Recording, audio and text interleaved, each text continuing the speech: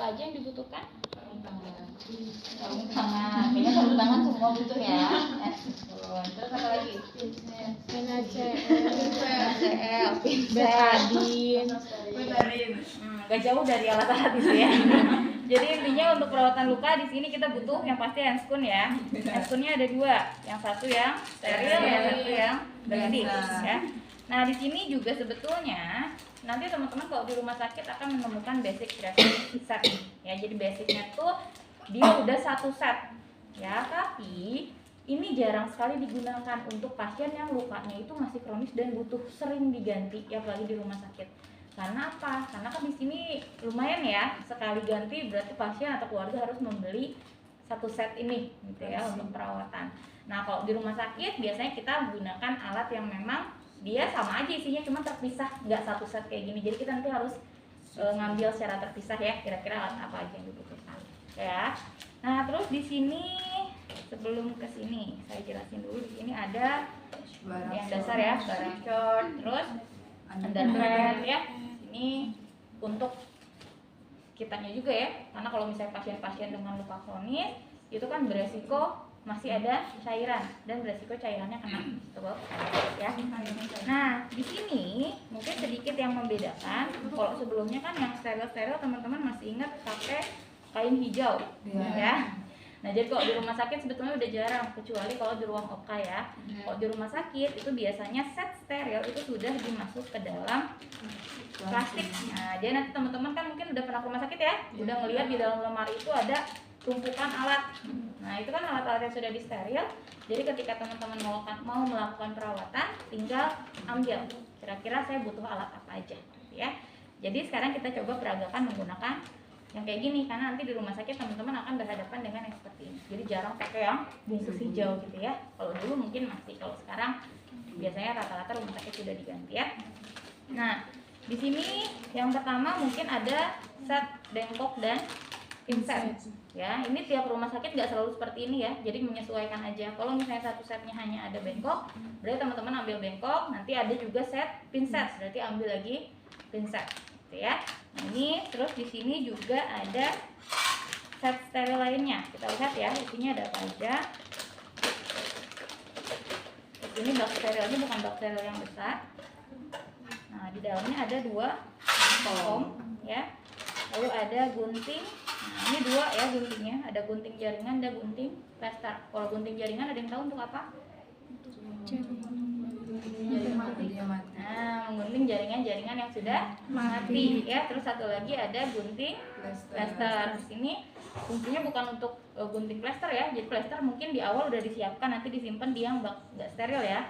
Tapi di sini biasanya untuk menggunting obat ya, obat atau alat yang nanti akan kita masukkan ke dalam luka ya. Nah terus di sini juga ada pinset. Nah pinset sebetulnya ini ada 4 dan gak akan semuanya kepakai.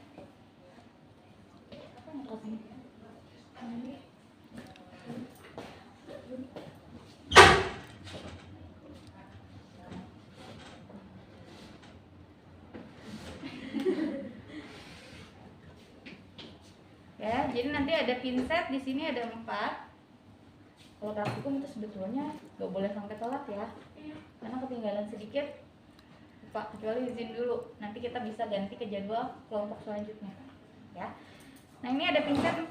Pinset ini sebetulnya nggak 4-4-nya akan kepake, cuman ini kan jaga-jaga aja ya. Bagi teman-teman kalau misalnya ujian suka irit banget pinset ya, karena put on ya. Jadi ini disiapin ada 4 di dalam. Nah teman-teman di sini pinsetnya fungsinya untuk membersihkan luka ya. Nanti akan menggunakan kasa dibersihkan menggunakan pinset.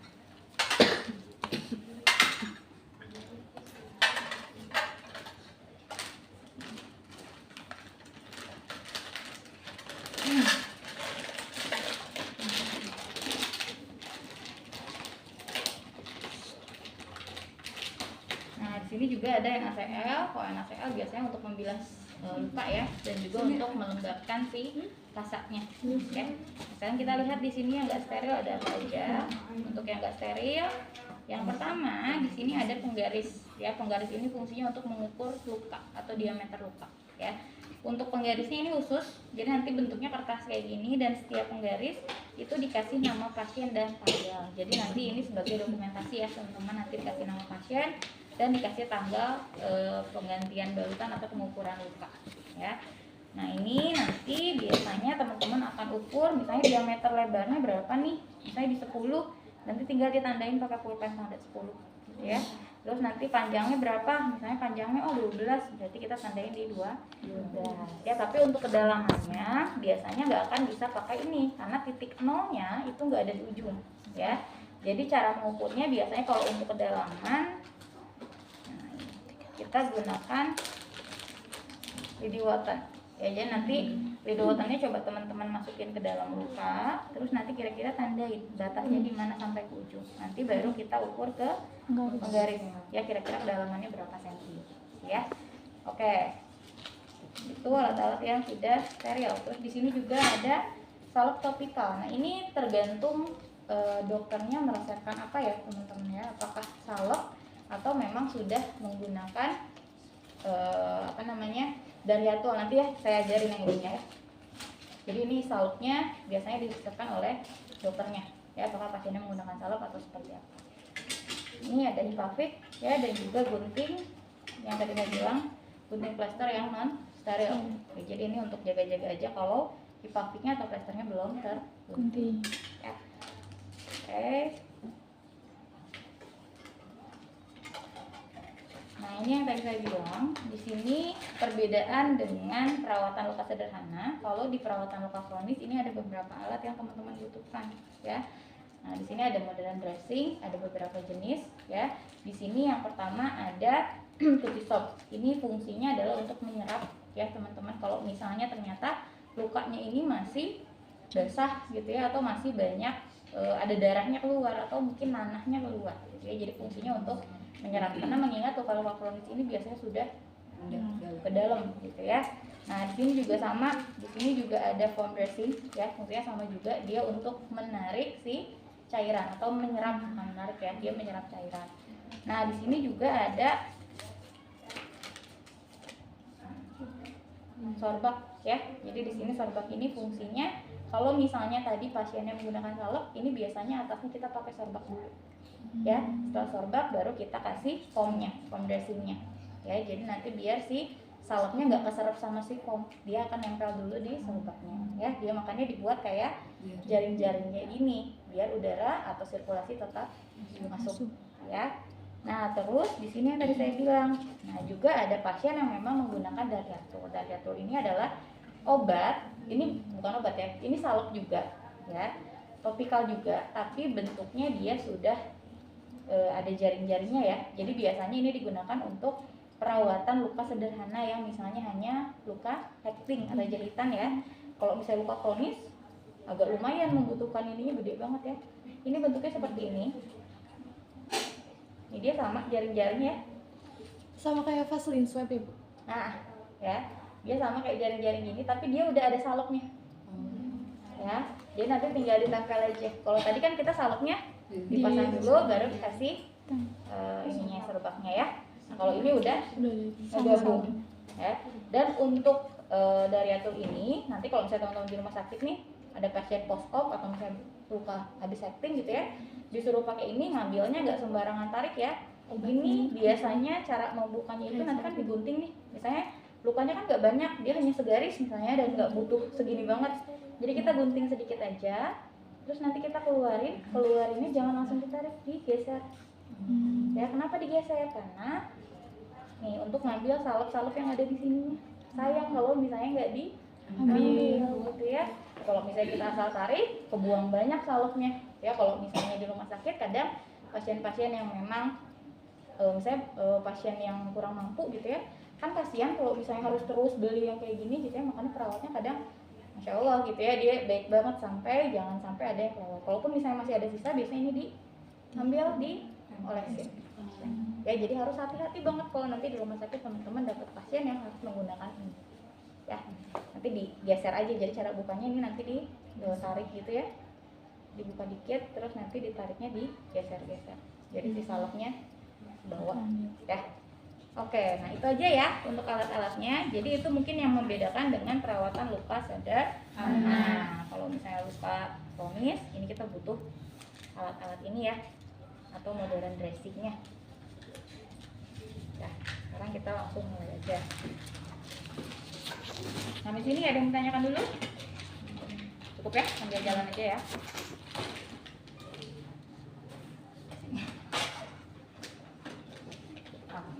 Nah, di sini seperti biasa, kalau kita mau melakukan perawatan, yang pertama kita lakukan adalah inform Konsen. ya. Nah, selamat pagi Ibu, perkenalkan saya perawat Nurul. Hari ini waktunya kita akan mengganti balutan luka Ibu ya. Boleh tahu siapa namanya Bu? Nah, namanya kita identifikasi nama. Setelah itu kita jelaskan untuk durasi pelaksanaan ya dan tindakannya seperti apa. Nah, di sini kalau misalnya sudah oke, kontrak waktu sudah oke, di sini kita lihat kondisi pasiennya, luka kronisnya ada di sebelah mana. Kalau ada di area bokong, maka di sini kita minta pasiennya untuk posisinya balik gitu ya. Tapi nggak usah tengkurap, jadi miring aja ya. Nah, ketika miring, mungkin di sini kalau pasiennya ada guling atau misalnya selimut, kita modifikasi jadi kayak guling ya. Di sini untuk mengganjal badannya. Jadi kita posisikan pasien senyaman mungkin ya. Baik, kalau misalnya udah, di sini baru kita siapkan alat. Nah, kalau di rumah sakit kan cuci tangannya pasti langsung di nurse station ya, siapkan alat, sudah membawa alat ke pasien. Ya, kalau sudah, kita pakai Balak shot. jangan lupa.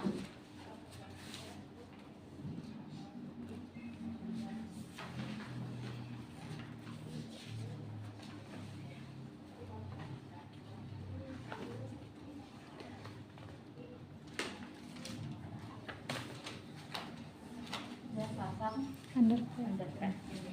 Ya. Saya pasang dulu ya Bu ya.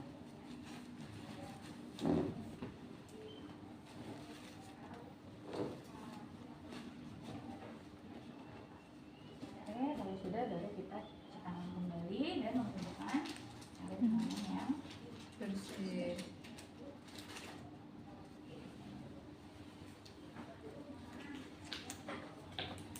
Kalau muskulo udah masuk kan perkuliahannya ya? Udah. Masuk ya. Udah ada jadwal rencana praktikum sama Pak Tobi belum?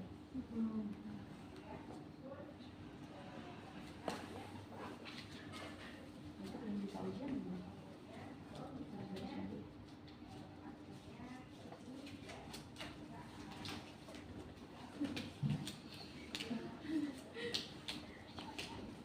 Nah, kalau sudah kita dekatkan alat ke pasien, yang pertama akan saya buka. Ini sebetulnya kondisional aja ya teman-teman di rumah sakit. Kalau saya lebih enak, saya buka dulu set yang buat buang alat. Ya, jadi di sini ada 2 bengkok, 1 bengkok untuk alat dan 1 bengkok untuk bahan habis makanan. Ya, kalau ini nggak usah steril karena ini fungsinya untuk membuang si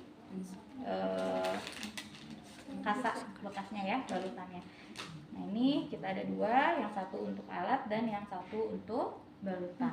Ya. Setelah itu kita siapkan NaCl. Nah, di sini juga ya teman-teman, ketika membuka balutan, ada yang pernah dengar kalau buka balutan katanya harus pakai NaCl atau harus pakai cairan biar mudah dibuka. Ya. Nah, itu betul, tetapi sebetulnya hasil literatur review yang terbaru itu ketika membuka balutan itu nggak akan sakit sebetulnya kalau teman-teman membuka balutannya searah dengan pertumbuhan bulu pasien. Ya, nah tapi kalau misalnya di area tersebut bulunya nggak kelihatan Bu, gitu ya, jadi saya nggak tahu arah bulunya kemana, gitu ya, sehingga teman-teman bisa gunakan cairan NaCl atau cairan apapun ya yang membantu biar nggak sakit gitu ya ketika dicabut. Ya, kalau misalnya sudah, di sini baru kita sambil buka.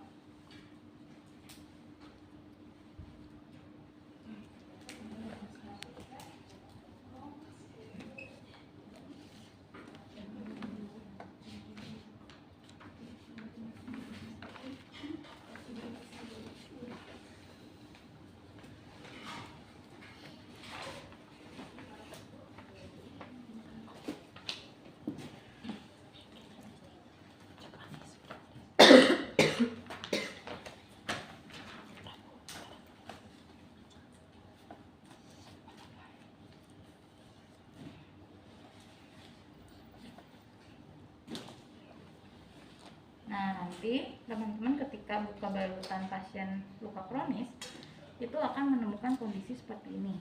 Jadi jangan kaget nanti ketika dibuka kok banyak sampah. Bukan sampah ya teman-teman ya, tapi ini adalah si foamnya. Ini saya lihatin dulu ya. Di sini ada, nah ini ya sobek tadi dan juga si foamnya. Ya, jadi fungsinya biasanya ketika dibuka ini warnanya sudah berbeda atau sudah lusuh gitu ya, karena dia sudah menyerap si nanah atau cairan apapun yang ada di dalam luka. Ya, jadi ketika dibuka teman-teman sambil observasi kondisi lukanya gitu ya. Misalnya ininya tadi masih terpasang ya, terus teman-teman buka, teman-teman sambil lihat kondisi lukanya. Nah, kalau untuk observasi luka apa aja yang harus dilihat teman-teman? Warnanya, tanda ada infeksi, terus ada bau atau tidak gitu ya. Terus apa lagi? Kalau warna kan tadi ke infeksi ya, kita lihat warnanya seperti apa. Terus jaringan matinya kita lihat banyak nggak pasiennya ada jaringan-jaringan mati, gitu ya. Nah kalau sudah di sini baru kita akan melakukan pembilasan. Nah ini tadi saya bilang di sini kan ada dua bengkok ya teman-teman ya. Satu bengkok ini untuk bahan, yang satu lagi untuk alat, tapi sementara kita pakai untuk apa ya istilahnya nampung si cairan yang akan kita bilas ke luka. Ya, kita butuh yang A, L. Nah, kalau untuk bilas sebenarnya bisa langsung teman-teman keluarin kasa. Ya, kalau misalnya mau keluarin kasa bisa langsung. Kalaupun enggak, ini nggak apa-apa diguyur aja dulu. Nanti dibersihinnya saat melakukan perawatan. Ya, ini dibuka, terus diguyur. Jadi diguyurnya dibasahin ya si lukanya. Karena posisi pasien yang miring biasanya nanti akan turun ke bawah.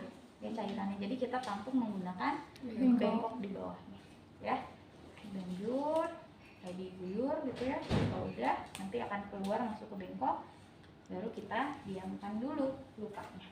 Kalau misalnya sudah, baru kita akan mengukur luka teman-teman ya, karena tadi kalau terlalu lama didiamkan nggak diguyur dulu takutnya jadi kering ya, jadi tetap kita dilem tetap.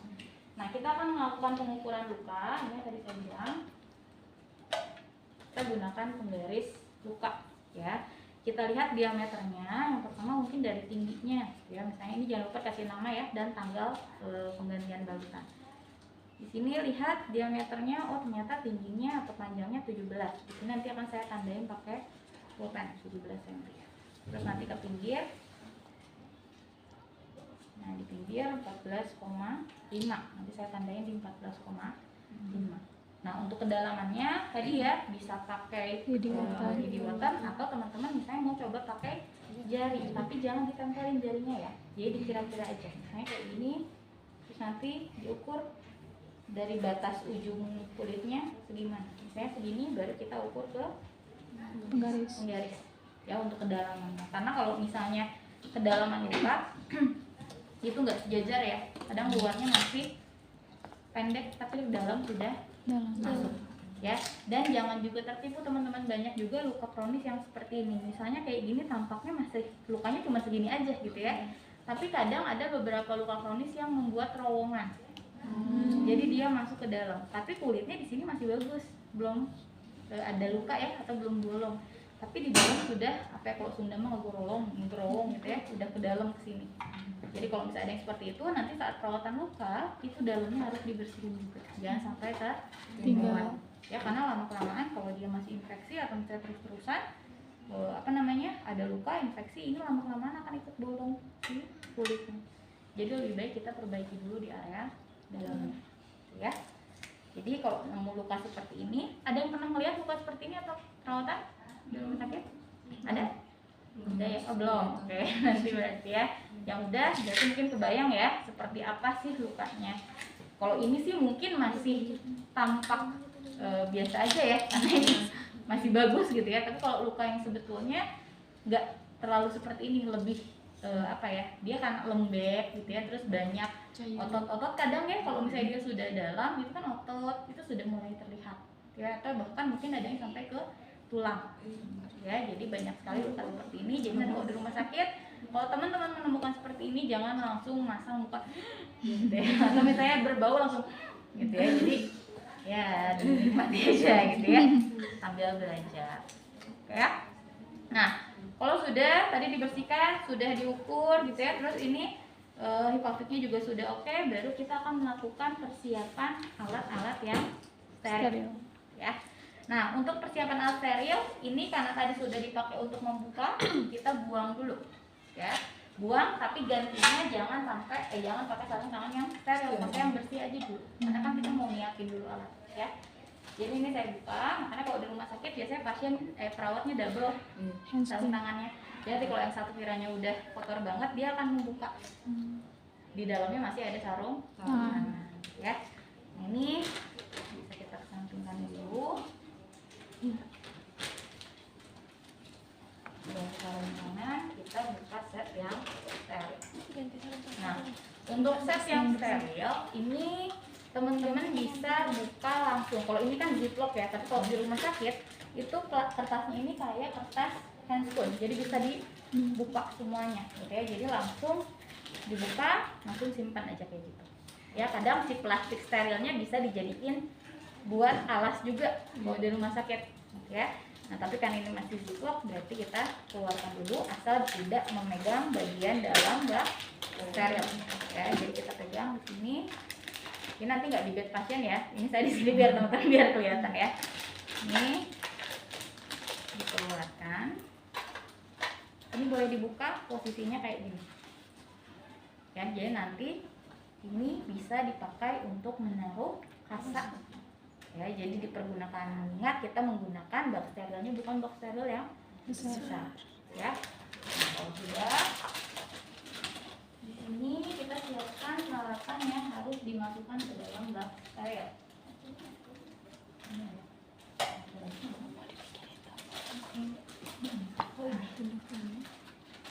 Nah, ini alat-alat yang akan kita masukkan dan kita siapkan. Jangan lupa, kadang-kadang teman-teman banyak yang kelupaan masukin NaCl. Udah pakai sarung tangan steril, Bu, NaCl-nya belum masuk, gitu ya. Jadi jangan lupa dimasukin ke satu foam. Ketika masukin NaCl, ingat ya, tidak boleh terlalu dekat dan tidak boleh menempel. Nah, setelah itu kasa. Nah, ini ya, di rumah sakit juga kasanya biasanya sudah dalam bentuk steril seperti ini. Jadi teman-teman tinggal buka, dimasukin ke bak steril. Kalau misalnya nggak mau dimasukin ke bak steril, atau misalnya bak sterilnya terlalu sempit atau tidak ada tempat, ini boleh dibuka seperti ini, tapi jangan pegang dalamnya. Jadi nanti disimpan aja di dekat pasien, tapi posisinya masih di dalam plastik ya. Nah, kenapa tadi saya bilang di awal kondisional, kalau saya tipenya mending saya buka dulu luka baru saya siapin steril. Kenapa? Karena nanti saya akan melihat kondisi lukanya, sehingga saya bisa memperkirakan kira-kira kasa yang saya butuhkan berapa untuk membersihkan luka tersebut ya. Nah, saya di sini saya masukin kasanya.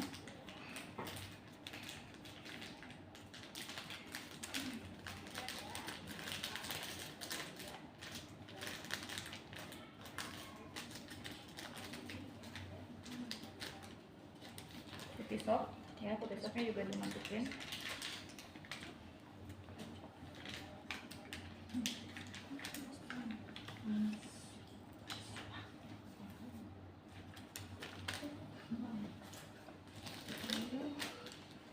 Dan juga foamnya.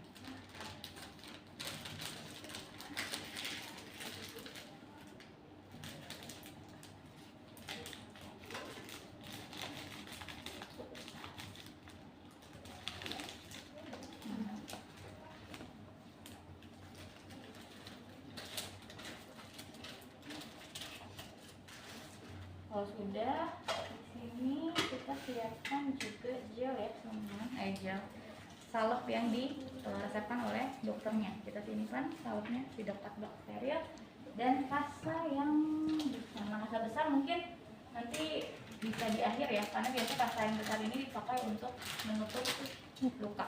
Ya, jadi hanya kita butuhkan di akhir. Ya. Nah, kalau sudah di sini NaCl-nya sudah masuk, alat-alat perawatan lukanya sudah masuk, baru kita boleh mengganti sarung tangan menggunakan sarung tangan yang steril.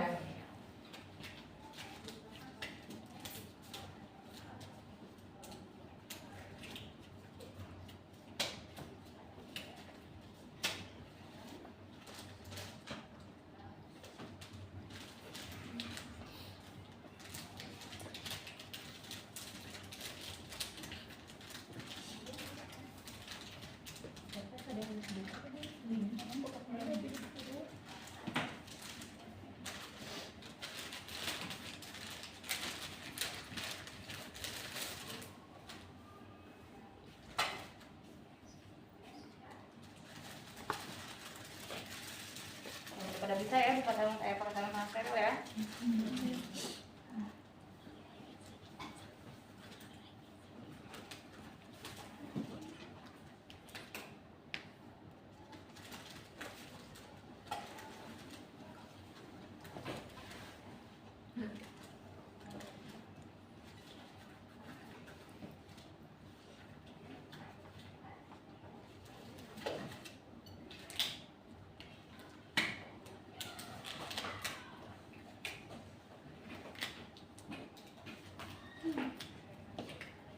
Sudah, baru kita boleh masuk ke area yang steril ya. Kalau sudah seperti ini, teman-teman boleh ngeluarin satu komnya ya.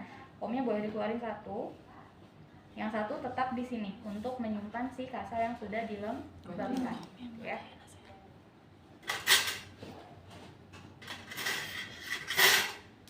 Nah, kemarin kelompok yang sebelumnya nanya, Bu, kita butuh kasa kering nggak? Itu kondisional juga ya. Kalau misalnya saya, sebetulnya kalau kondisi luka seperti ini, kalau dikasih kasa kering itu justru akan lebih kering banget.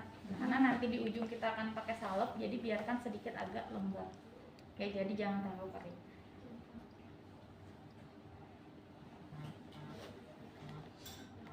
Untuk kasa, diperasnya pakai pinset atau misalnya pakai tangan? Kalau di kampus tetap pakai pinset ya, walaupun nanti di rumah sakit sebetulnya perawat banyaknya pakai yang pakai tangan.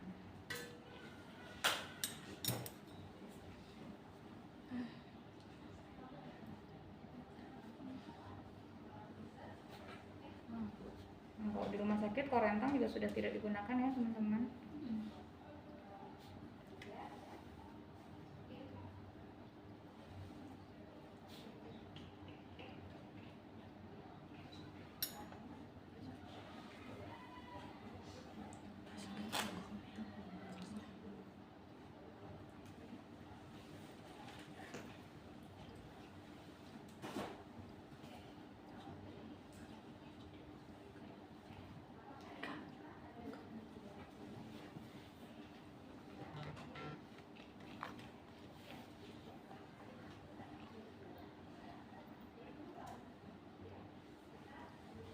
Yang belakang kelihatan? Kelihatan? Kalau yang nggak kelihatan boleh maju ke depan ya.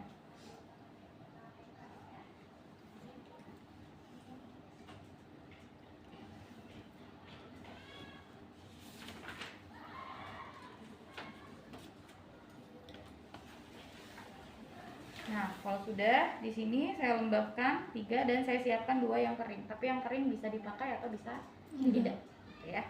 Nah, kalau sudah baru kita akan melakukan perawatan luka. Ingat ya teman-teman, di sini teman-teman punya 2 pinset. Yang satu pinsetnya untuk perawatan luka, yang satu hanya untuk mentransfer. Ya, kalau misalnya posisinya, saya kasih contoh ya. Kalau di sini kan mungkin enak ya, tangan kanan teman-teman akan gerak.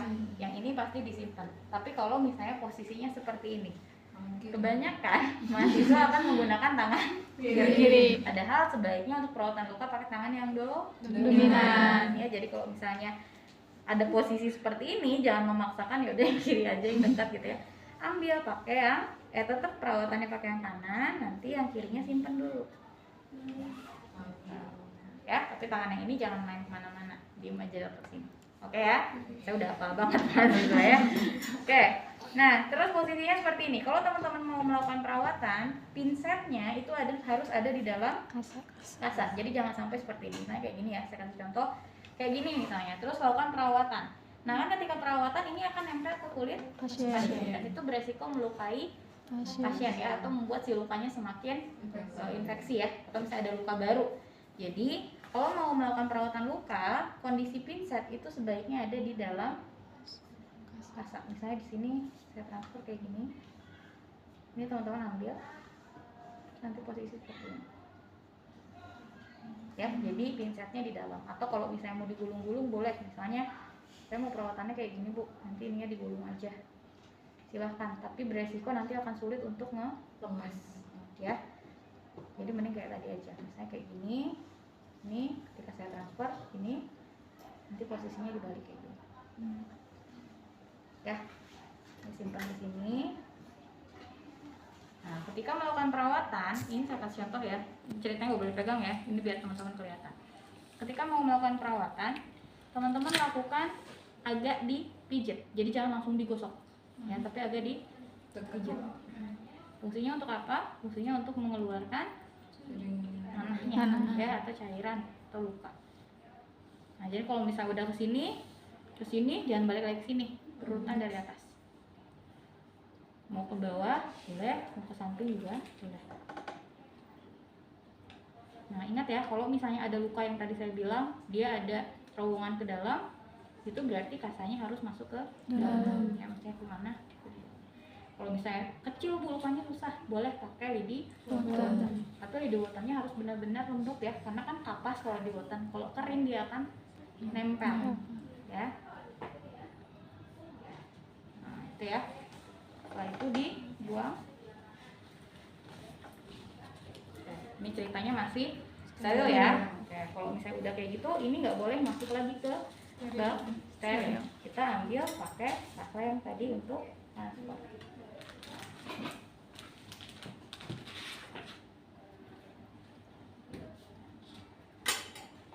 Jadi kita bersihkan tong.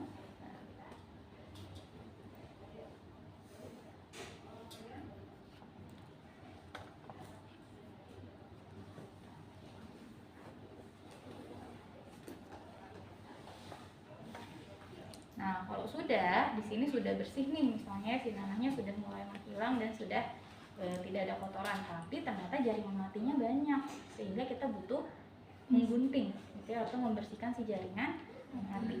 Nah, di sini tadi saya bilang kita sudah siapkan gunting untuk jaringan. Nah, ini juga sama ya. Teman-teman, karena ini megang pinset, nanti guntingnya pakai tangan kiri gitu ya.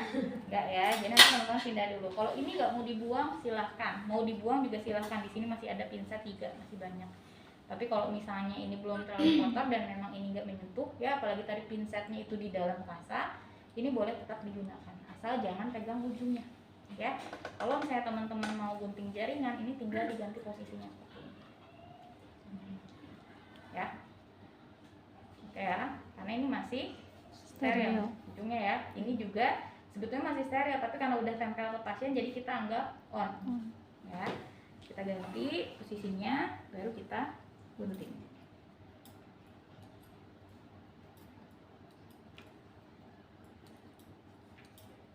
Biasanya kalau jaringan mati warna apa, ada yang tahu? Ya. Kalau menggunting jaringan mati, ingat juga ya, jangan terlalu dalam atau jangan menggunting jaringan yang barunya. Nanti malah jadi ada perdarahan. Jadi ujungnya, jadi jangan sampai karena pengen bersih banget gitu ya, sampai digunting sama yang jaringan-jaringan barunya, ya. Kayak ada yang tahu fungsinya menggunting jaringan mati untuk apa? Biar nggak busuk. Biar nggak nyunggat, betul ya. Jadi pertumbuhan jaringan barunya akan mudah terbentuk, ya. Oke, sudah digunting, ini kita buang aja dua-duanya. Bukan buang ya, simpan ke bengkok ya untuk alat. Nah, sekarang kita akan membersihkan. Di sini saya masih ada satu kasak ya. Di sini untuk membersihkan jaringan-jaringan yang mati. Ya, tadi kan udah digunting jaringannya lepas tuh, nempel-nempel di luka. Nah, kita akan bersihkan menggunakan kasak ya. Nah, kalau ini agak sedikit disapu ya, teman-teman ya. Sambil agak sedikit ditekan kembali.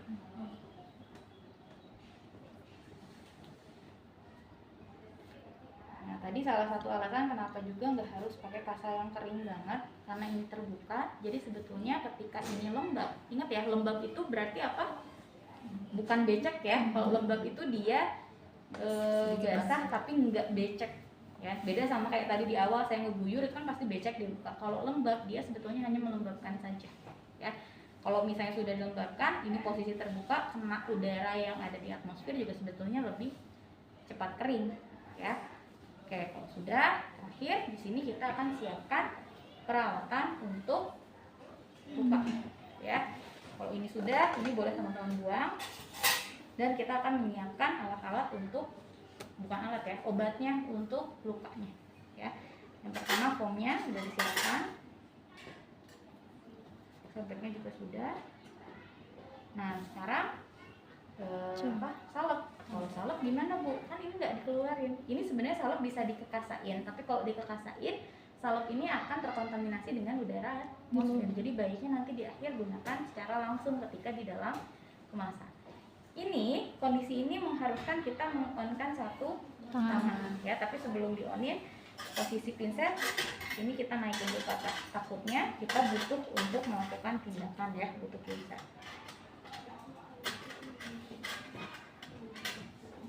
Nah ini dibuka, ambil pakai tangan kiri. Ingat bukanya jangan pakai tangan kanan ya. Jadi bukanya cukup pakai satu tangan. Ini baru kita kasih ke tangan yang sebelah. Kalau sudah, baru kita oleskan di area cuka ya.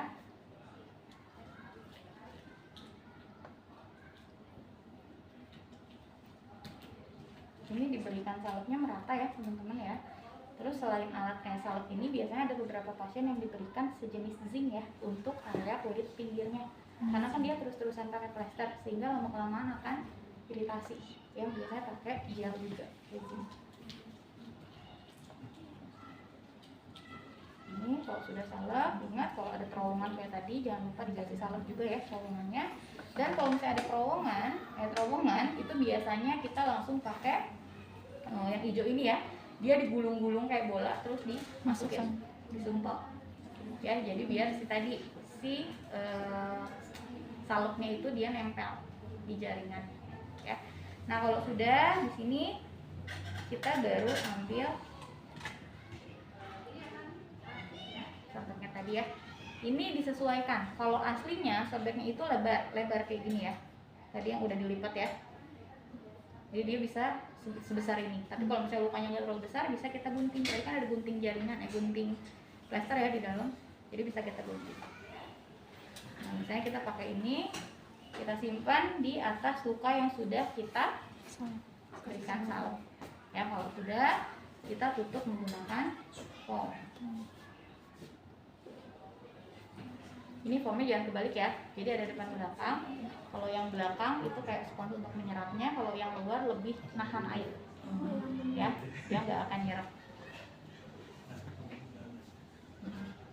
Nah biasanya kalau pada luka pasien ini kan lebih elastis ya kulitnya. Kalau misalnya pentem dia kaku, tapi kalau luka pasien itu lebih elastis sehingga akan lebih mudah padat, ya, lebih mudah padat. Dia udah dipasang seperti ini. Sudah selesai, baru kita akan melakukan penutupan di area luka. Nah ini yang tadi saya bilang, kita butuh kasa yang besar ya, karena di akhir ini kasanya boleh kita ambil tapi hanya ujungnya saja ya.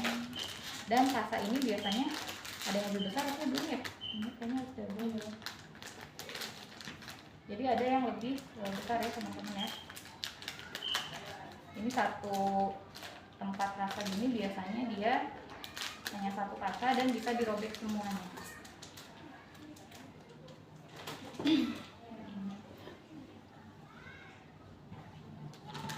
Oke, kalau sudah baru kita pasang dipakai. Nah, satu lagi ya teman-teman, ini saya kasih contoh. Ini kan posisi dekup itu kebanyakan di bagian bokong ya. Nah, jangan sampai ketika teman-teman melakukan penutupan balutan atau plester, itu plesternya nutupin anus pasien. Ya, nanti ada masalah baru, ya, pasiennya gangguan eliminasi, ya. Jadi pastikan ketika menutup plester, anus pasien ini aman, tidak tertutup. Ya, gimana caranya, Bu? Ini kan teman-teman bisa modifikasi, nanti agak miring atau nanti pas bagian anusnya gunting dikit plesternya. Ya, biar nggak ke ya, yang pertama biar nggak ketutup, yang kedua biar nggak kena kotoran. Kalau misalnya pasiennya pup atau itu kan beresiko kena si balutannya ya, nanti nyerap lama-kelamaan dia akan terserap ke dalam makin infeksi ya.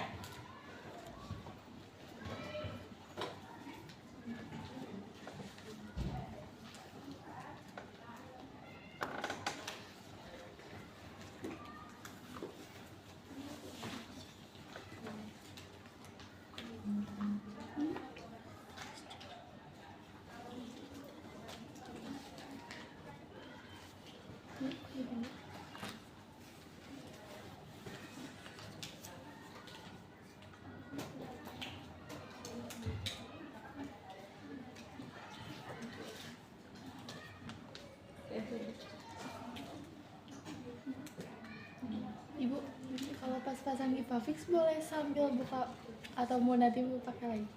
Boleh, boleh dibuka sarung tangannya biar nggak takok ya. Boleh. Jadi kalau misalnya udah beres, udah pasang balutan akhir ya, balutan akhir itu teman-teman boleh langsung buka handscoon ya.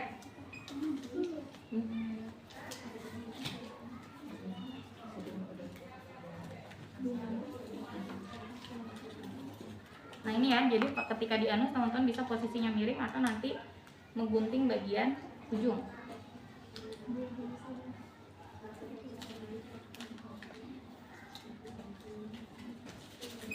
Nah, jadi posisinya agak miring ya, atau kalau misalnya mau lurus silahkan, tapi nanti gunting di bagian anus ya. Bayang ya? Oke, sampai di sini ada yang mau ditanyakan dulu? Masih bisa dipahami? Bisa. Oke, nanti kita teman-teman boleh coba mungkin sebelum nyoba